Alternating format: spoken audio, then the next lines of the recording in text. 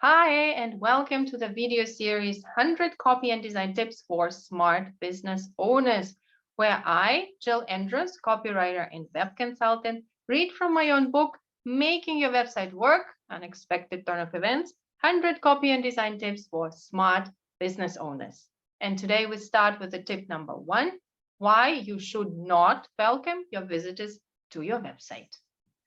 Oh, welcome to my website. I'm so happy you stopped by, says a line on your homepage. Wow, glad we clarified that because your visitors already started to think you really did not want them there. But joking aside, the time the visitors have to spend on your website is limited. Not only can they get distracted or bored by boring, irrelevant information or jargon on your website, things you can't control, they can also get interrupted by a phone call, by a child who wants a snack, and they tend to do it 10 times in an hour, or a bus stop where they have to get off, things you cannot control, aka life. That's why you have to make every second count. Everything on your website, every line of text, every word actually, every image, every color, every font size has to have a purpose. This purpose can be different: to entertain, to inform, to invite them to do something, but it has to be there.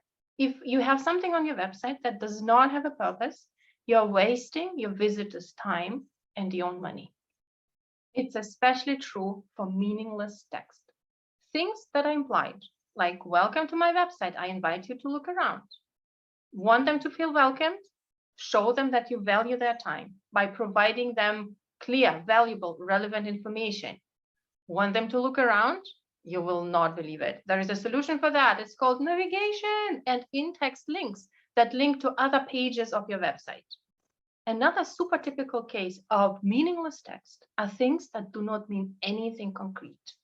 When your prospects read things like high impact solution, results driven, transformational, revolutionary, evolutionary, digital space, they have space in their head, blank space. They cannot imagine anything concrete. Want to inform? And it does look like attempts to inform people. Use words that paint a super clear, super specific image in your prospects' minds about the problems they face or about the solution that you deliver.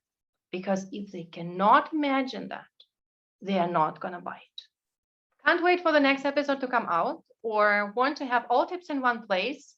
You can get my book on Amazon, Gumroad, Google Play, and probably any other place where books are sold. Otherwise, see you in the next episode.